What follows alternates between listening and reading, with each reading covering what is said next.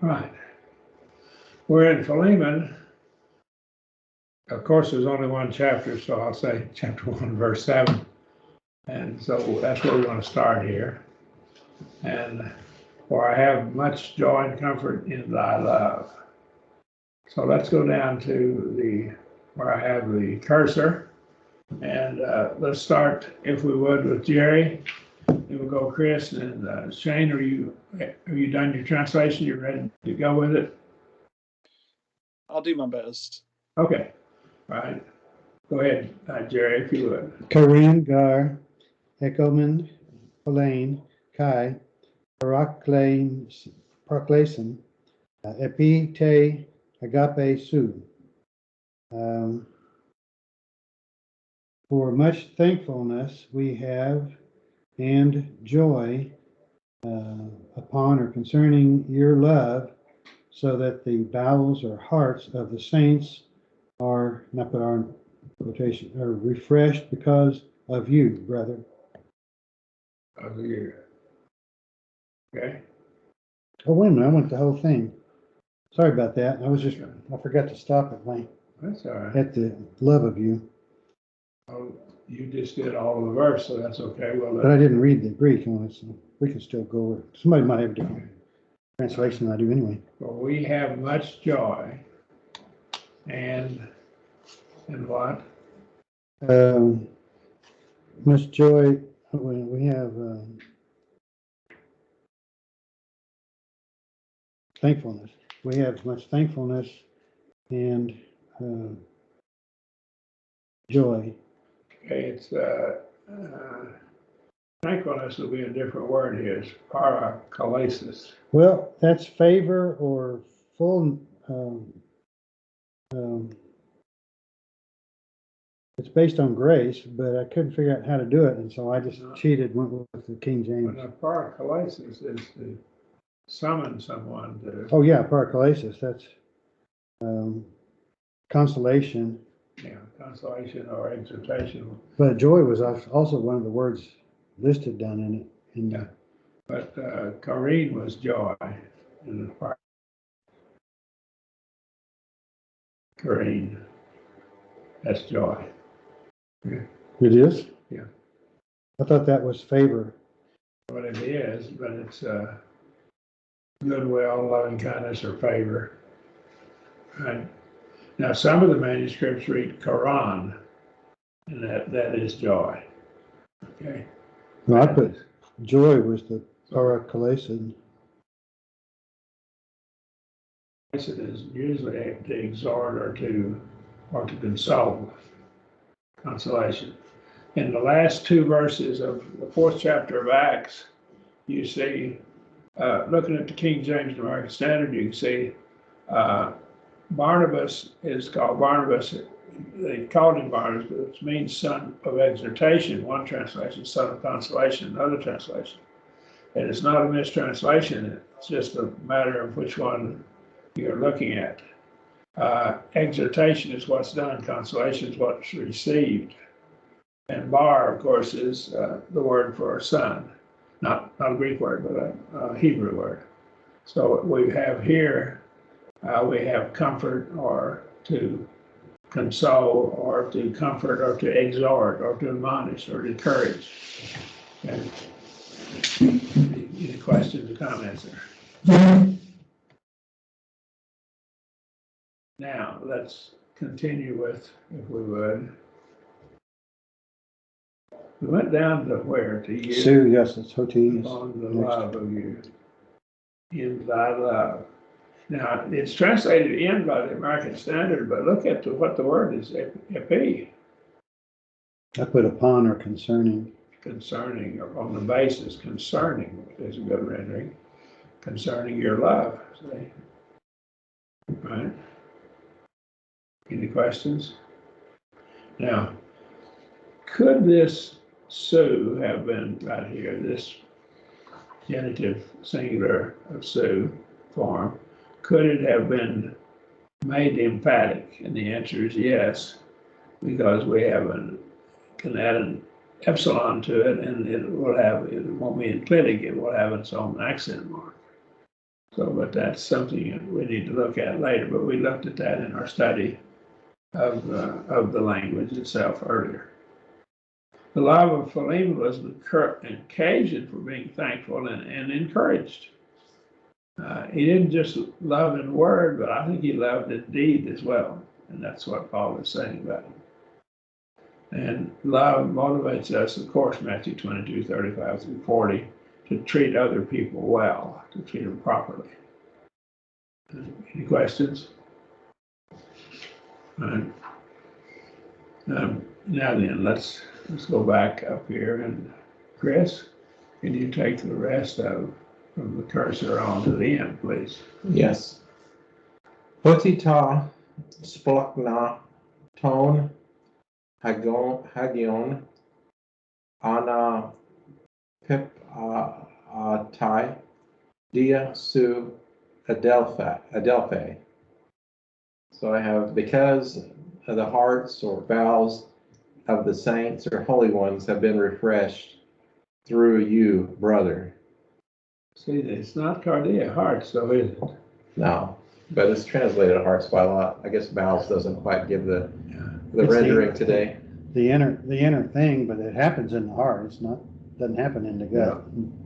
A guy can fall in love with some sweet little gal, and he'll churn in his intestines. He'll get the butterflies in his stomach. Or you ever had to get up to speak when you were young, and it almost scares you to have to get up there. You get butterflies in your stomach. So that probably is where that comes from. He's going to talk a little bit later about Onesimus being of his bowels, and I think maybe the two. I went ahead and put heart, but then I took it back and put bowels because later on he uses that same word to reference the relationship that he has with Onesimus. And so then I thought, okay, he's making a play on words here to fit there. But In the 1 John 3:17, which we translated in class, and you guys were in it, I think. But here it's shut up his compassion. That's the word, same word here. So it's compassion. And it's rendered that way by the American Standard in 1 John 3:17. I've forgotten how the King James renders it. I think it's bowels in the King James. So you said, so it could be translated compassion? Well, it carries that idea, and it is in 1 John 3:17 by the American Standard Version. I'm trying to figure out how to put that because the hearts of the holy ones have been refreshed. I'm not sure. Because of your compassion for the holy ones? Yeah. No, the compassions of the holy ones. Because of the Their compassion. compassion. Oh, their compassions have been refreshed. Yeah. Okay. and that all happens in the heart, well, in the mind, really. So that's When they see this leader in the church being compassionate toward Onesimus, we hope, and they're going to have a desire to be compassionate themselves, I think that's the way I view it. Any comments or questions? So been refreshed, that's anapepatai. Perfect indicative, isn't it? And so, passive too. and it's passive, but it's actually middle passive. Oh, is it middle But passive? perfect, that doesn't have a separate form for passive in the middle. So it's middle passive, right? And it's used for resting on the Sabbath day in the Septuagint, the Greek translation of the Old Testament. Through thee, brother, through you. Right. Now, brother is adelphe, and it's what case? Vocative. That's vocative. He's addressing you, see. And this is one of those words that has a special ending for the vocative case. Okay. The Lord has a special ending for it too. and he calls him a brother. Jesus rested when he was so pressed that he grew weary. Jesus himself grew weary, so he's as human as we are, but he's also deity, of course. And anapao is used for him resting in the desert places, Matthew and Mark 6:31. So if your bowels were churning, that give you rest from that churning bowels, worrying about whether he might kill Onesimus. He could, literally, I guess. He could have been. And Roman law wouldn't let him do it, too. But he didn't. I don't think he did. I just can't see him doing it. Any questions or comments? And anapao is perfect tense, of course.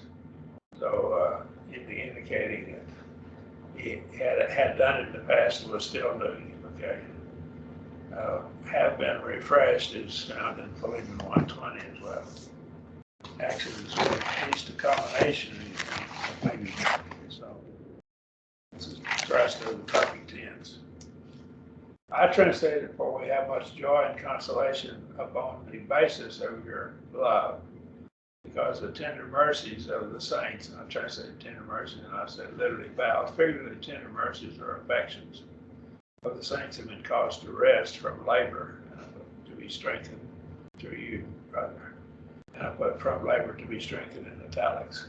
That's my understanding of what it was saying. Is the P what you translated on the basis? On the basis? Yeah. Okay.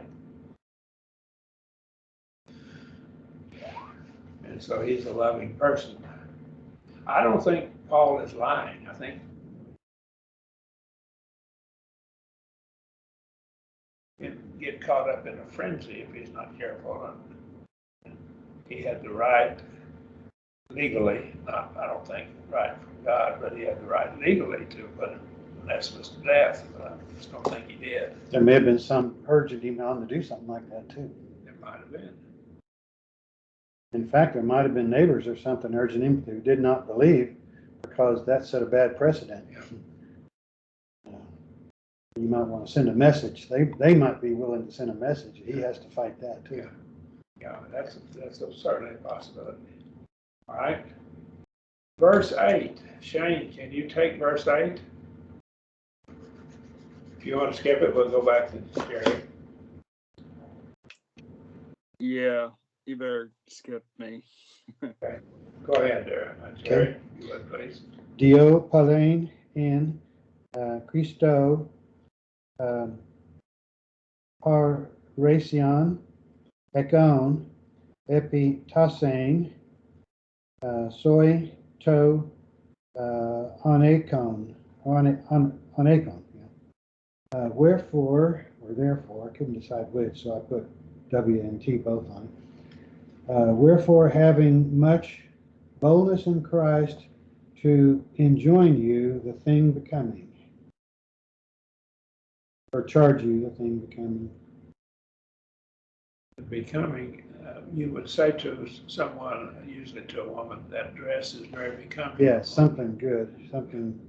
That's very good. It looks good. This is very becoming. We don't use that language very much, but we might use it in praising someone. That was the only word in the definition, though, that I could fit. Very extent it has to be fitting. Okay. To have come up, if you come up to a certain standard is what you've done. That's what it means. Come up to or pertain to its fit or proper becoming, Baxter tells us. So this, of course, is a participle, isn't it? A neuter participle. And so that which is becoming, that which is look at. Paul would not enjoin Philemon what was not befitting. Right? I have boldness to enjoin thee that which is becoming, that which is proper. But and I translated on which account having much boldness in Christ, or by means of Christ, to set upon you that which is coming up to what is good. And I added that what is good in italics. time. So that was becoming measured up. That's what you'd expect of a mature Christian. So And the good is in the next verse, which is still in the we context. we got to get our context. Can you, if you, All of it? can you just take the whole verse? Sure. Yeah, please. Diatein agapein malon parakaleo toyotos on os palus presbyutes nuni de kai desmois Jesu Christu. So I put through the love, rather I exhort or I encourage such a one being as Paul, an aged or old man, and just now then a prisoner of Jesus Christ. Okay. This gets back to a couple of things.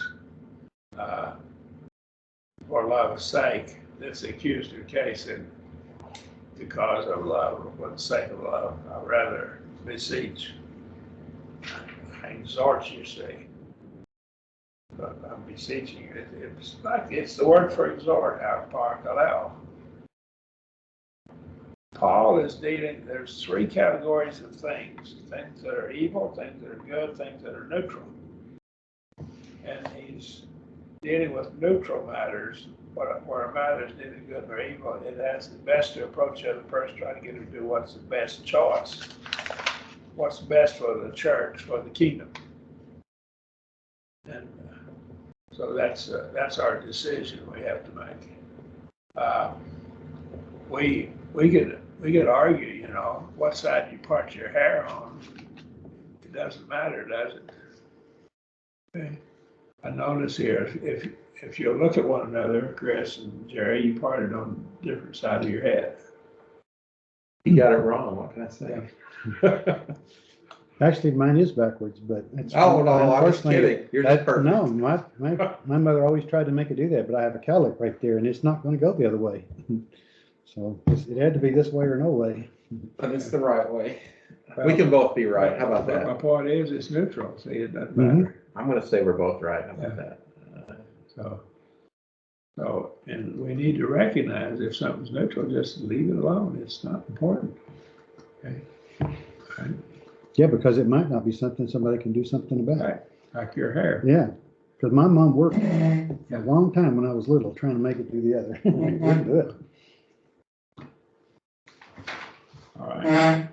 So it's best to approach it, if it's neutral, just approach it from, just get him to think about what's best for the kingdom, what's best for the church, what's best for God's people. And if a different choice of what you're doing is best for the church, then do it. Okay? Any questions or comments? Being such a one, now this one right here is a person of this sort. That's such a one. And that's there defines it. As Paul the agent. Now this word's interesting here. Presbytes.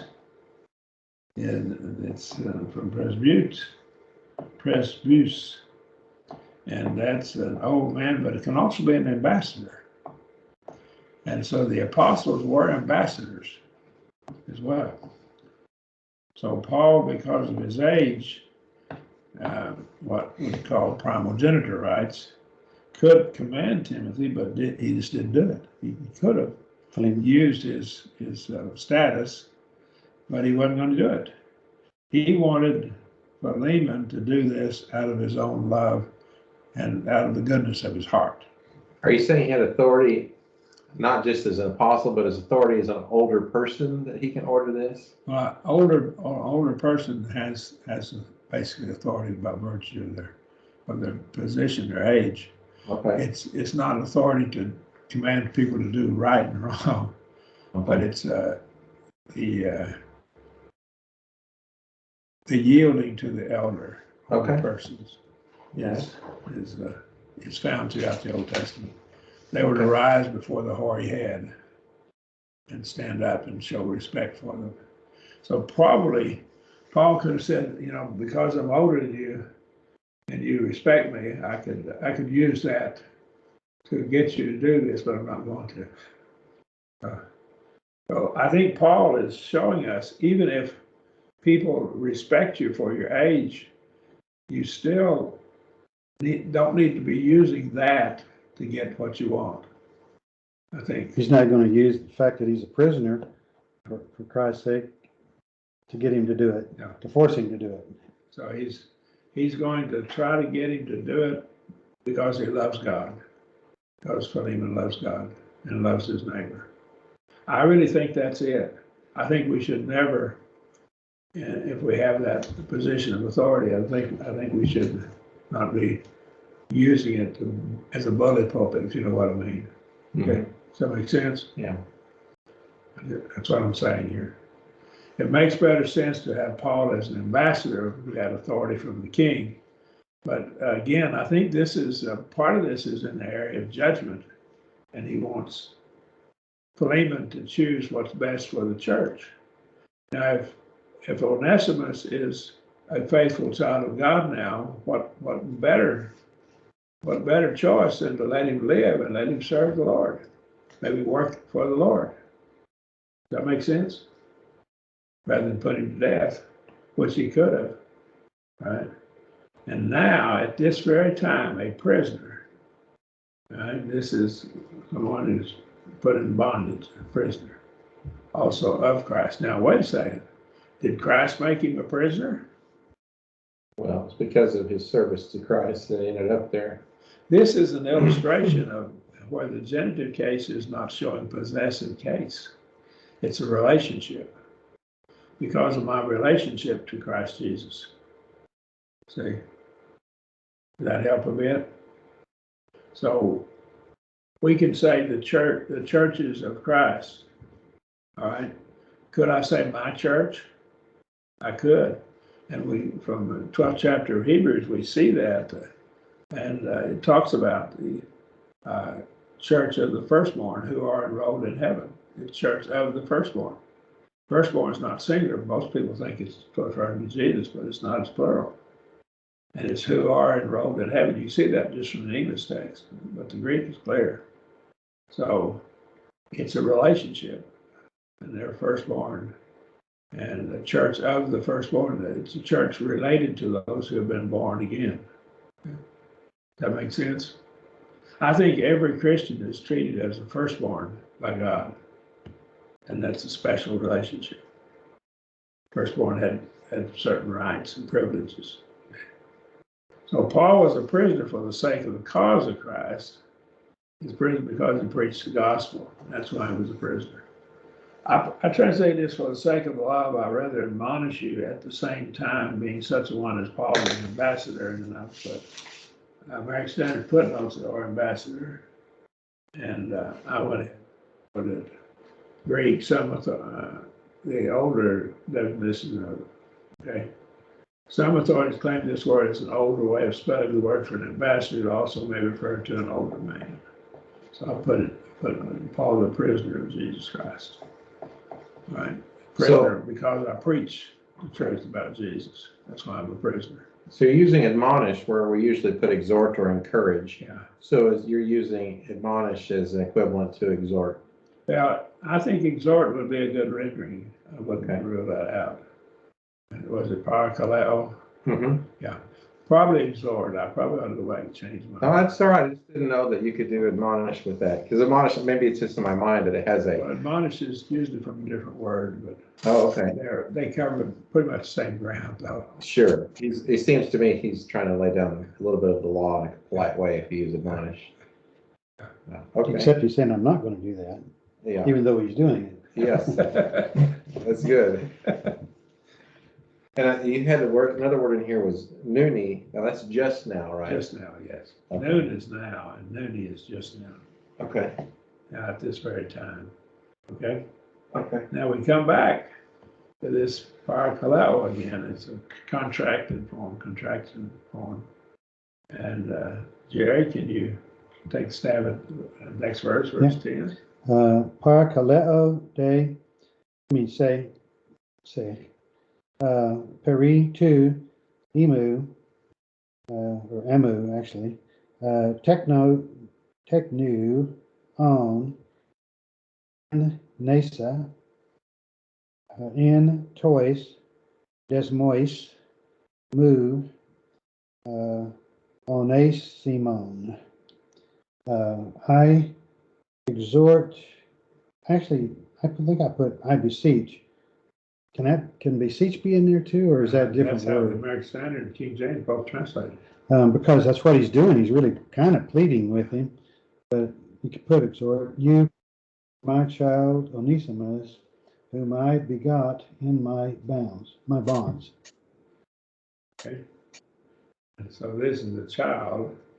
So Paul is not calling himself a father like the Roman Catholic priests do, but in a spiritual sense, he had converted people.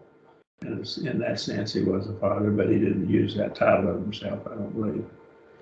All right. 1 Corinthians 4:15 and also has very similar language to it. Okay. I have begotten, that's Aries, in my bonds.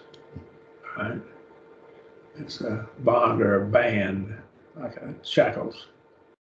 Paul had converted Onesimus while Paul was in prison. And there's much speculation concerning how Paul came in contact with Onesimus while Paul was in prison. I started to put prisonership, but that didn't really seem to fit good, so I went back to bonds. Here's a possibility. It's the same word. We're going to get to it. We're going to get to what's called the precator.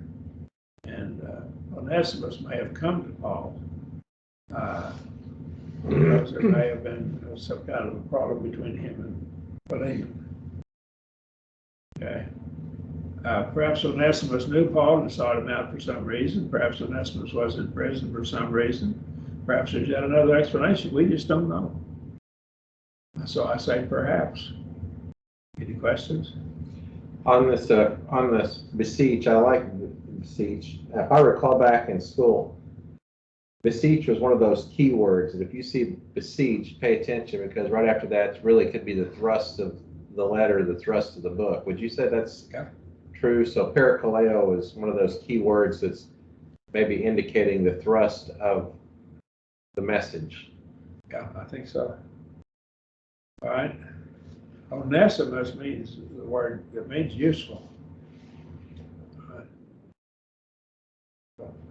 I think the American Standard, American Standard footnotes, it says the Greek word means helpful. Helpful, that's American Standard footnote. I put this in my notes here. Sometimes when a person proves that, that's kind of what people call them. And so it's possible that he earned that name rather than it being a given name that he got when he was a child, unless God had directed his parents to call him that for this purpose. Who read it last? Mm. Chris, can you take verse 11? Yes. Ton, hote,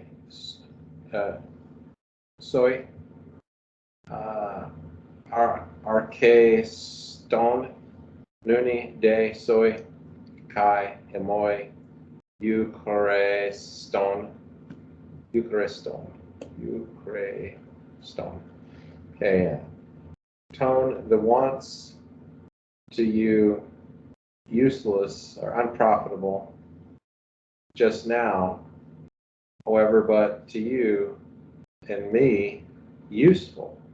So he was once useless, but now he's useful to you and me. Okay, put but before just now because it's post possible.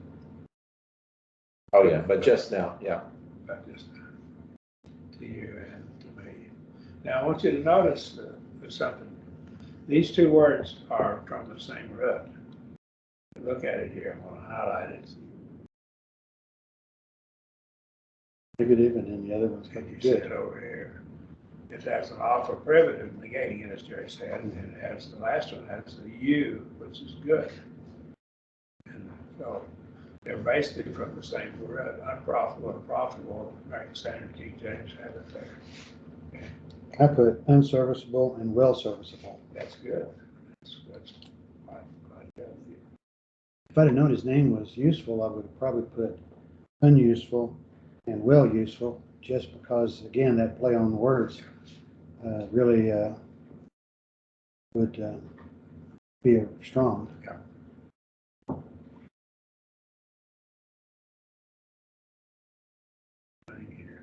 I want to show you how this preposition, this pronoun here, is different than moi.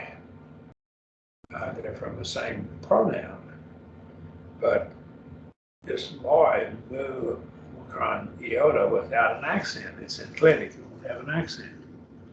So that right there is just moi without the epsilon and the accent mark on the iota. It's normal to me, dative, interrogative form. But the epsilon makes it emphatic.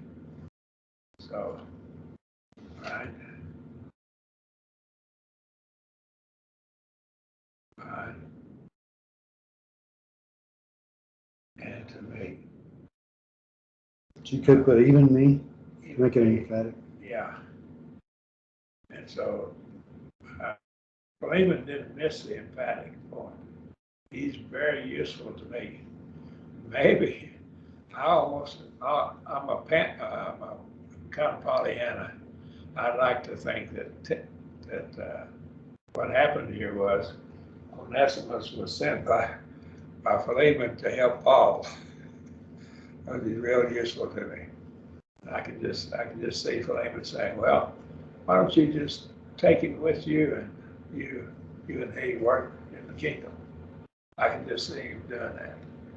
And of course, when he does that, what's he doing? He's contributing in kind contribution to the work of the Lord. That's what Paul's going to tell him in a little bit here too. Yeah.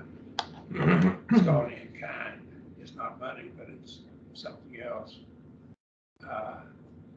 It appears that Onesimus might have even stolen from his master. We'll get that in verse 18.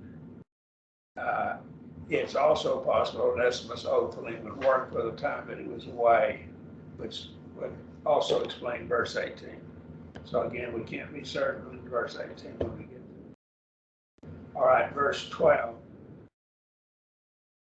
Yeah, we got plenty of time to cover 2 or 3 more verses. All right, verse 12. My turn. Okay, please. On ipsa su de aton tut estin ta ima stalagma proslabu. Originally I put the one, but then I changed it back to whom I sent back to you, also receive him, the same the one being of my bowels or heart. And again, see my epsilon with a Emma, and that again is emphatic. And again, we see an emphatic pronoun being used here. He's so helpful to me. He's my bowels, my very. And that's I thought it was the next verse, but it was 12, where he actually goes back to that play on words with the bowels. That's from Proslavano. Proslavu. In his own person, see. And sent back to thee in his own person. So I've sent him back in person to you, in his own person. But he's my very heart, the American Standard Written, or my bowels, the King James. My very affections, at my very heart. What do you do with the day in that one? The postpositive, where do you put that?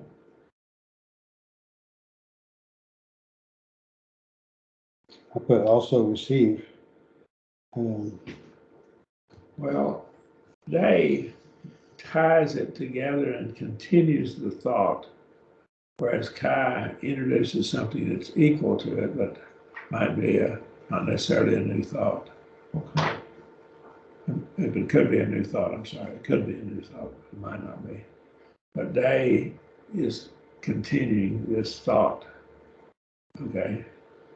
And so it's continuing the thought of verse 11, I think. putting it right in with verse 11. That's your difference in day and Kai. Right? Any other questions? I actually probably would have thought about it, would change that to whom I sent back to you, the same one being of my own bowels, to you also receive him. Because that it emphasizes getting that reminding him, this is the one I just said was of my own bowels, and you receive him. And this is imperative middle, aorist imperative middle. Now, the aorist imperative would be something that had not been done, and so it's begin to do this. Whereas the present imperative would be continue to do. So he obviously hadn't received him back before, so this would make perfectly good sense to be aorist imperative. But it is imperative mood. And when I sit back, but you, him, that is my own bowels, even you receive him to yourself. So again, he is commanding him here now to receive him. But he's saying he's my very affections, my very heart and soul. And so you receive what is my heart and soul. And can you see Philemon not accepting this now? How that Paul has so skillfully dealt with the issue, but he hasn't forced him to do. He's kind of led him into it. It's imperative, but he's already negated it being an actual command by saying, I'm not going to make it an actual command. It's got to be out of love. Yeah. So kind of a command, but he already negated it as a command. He's tricky. But it's so, you can see the psychology in it, can't you? I mean, how he deals with this matter. But he's not being deceptive either. And I think here we need to deal with people this way. We need to try to get them to do right without having to force them. I think people shouldn't be. Now I understand if they won't do right, they need to be chastised for it. But whenever they're doing wrong, we need to make them try to get them to the point where they want to do right. And they're doing it because they want to, not because they're afraid they're going to get chastised by us. Now, I understand at some point they have to be chastised if they won't do right. I'm not saying we shouldn't chastise. I understand that, of course. I think Paul this is so powerful in dealing with people, how to deal with people. Right? I'm sorry, I got off too much. Let's go back to verse 13. Chris, did you read last? No, I did. Okay, Chris's Chris. turn. Hon ego ebulomen pros eoton kata kain hina huper su diakone moi en tois desmois tu euangeliu. So I have whom I was wishing or desiring to myself or with myself to keep, so that on behalf of you he might serve me in the chains or bonds of the gospel. He might to serve or serve, as David. Okay. I would claim that's Biddlemai. That is my inclination. I'm inclined to do this. This is more like you're thinking that way. Whereas Tello would be, I've reasoned this matter out. Okay? I've looked at the facts and logically deduced this. Now Thayer refers to this here, I think, as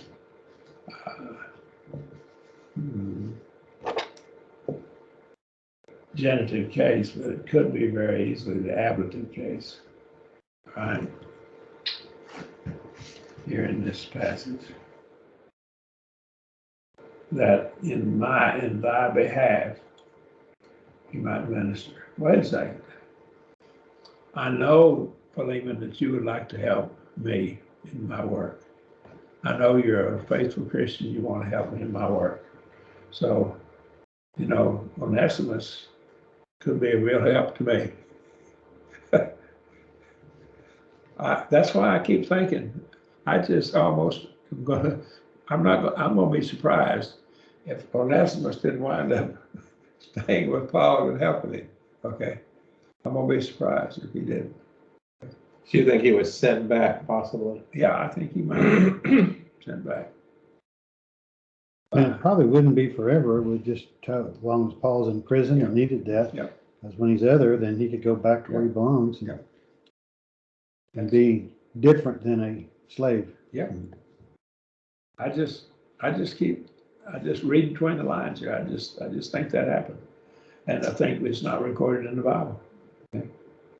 And so he might have helped him for a few months or a year, maybe.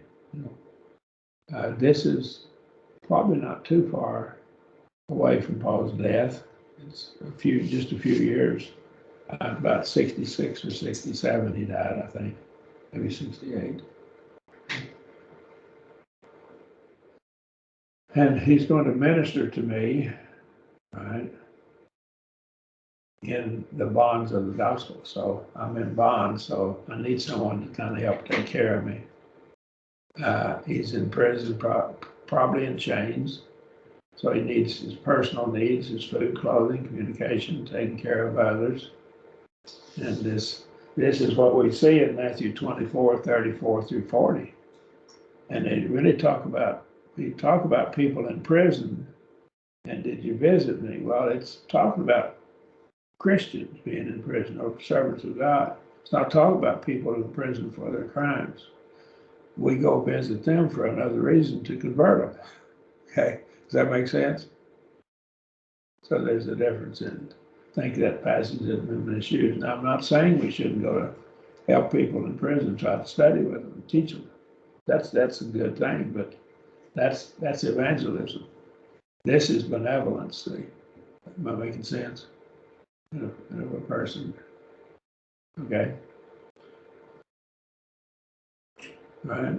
Paul knew that Philemon would want to visit him in prison here in verse 7. So maybe you'll just send Onesimus to take care of what you want to be doing. Again, very subtle. And that we must visit and must take care of the needs of those in prison for the cause of Christ, Matthew 25:36 and 25:39. Again, I'm not saying we shouldn't go teach the lost in prison, but I'm saying this is the wrong verse to prove it. The other verses prove it. Does that make sense? Mm-hmm. Any questions? I translated whom I was desiring to retain with me, because it is the imperfect tense. In order that in behalf of you it might minister unto me in the bonds of the gospel. Okay. And my thinking is quite possibly that this happened. Did you translate the last one, Chris? I think you did. Okay. Jerry, can you take verse 14? Yes. That'd probably get us again. Yeah, I did the last one. Choris, de, tes, seis, genomes, udain, Hathel, is that a rough or smooth? That's smooth. A thelmes, thel asa, poiesa, hina, me, hos, kata, anak, Cain, to, agathon, su, Allah, kata, ekusion.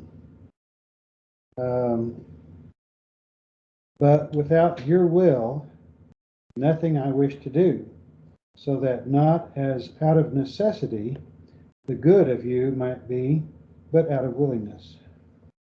And I did kata out of, even though it's probably not the right One So of I don't want you to do it according to your being necessity. I want you to do it according to free will. There, right, free will. And it translates it. Of course, our Calvinist friends don't believe anybody has free will. But thy goodness, see, thy goodness, the good that you do is good. I don't want you to be doing this because I forced you to do it.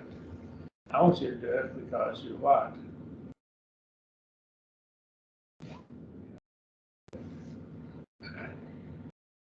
So out of, it should be actually just of, shouldn't it? According to or out of, according to necessity, along with.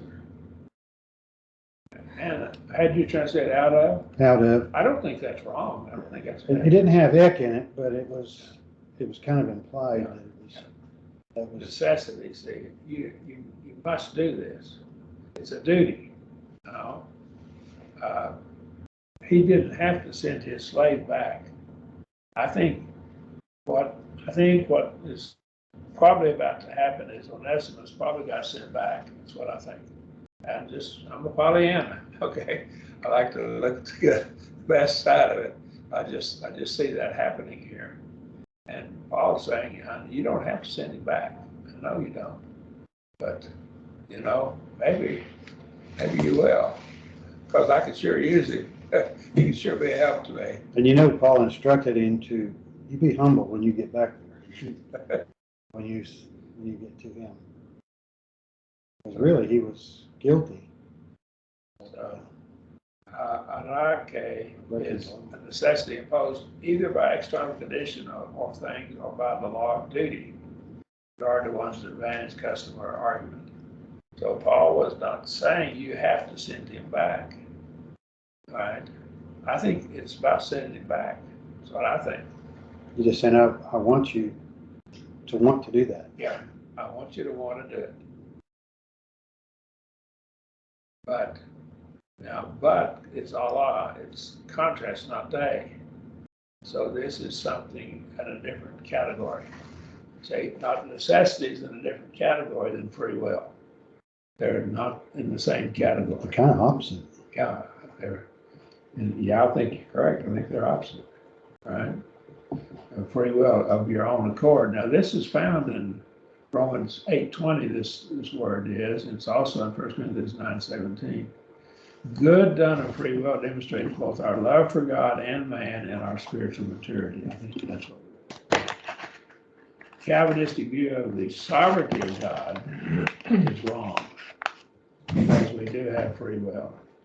I'll give you my translation and you'll ring the bell. But without your mind, I resolve not to do anything in order that your good deed might not be according to necessity, but might be according to free will. That's my view of Onesimus and what the situation is here. Any questions?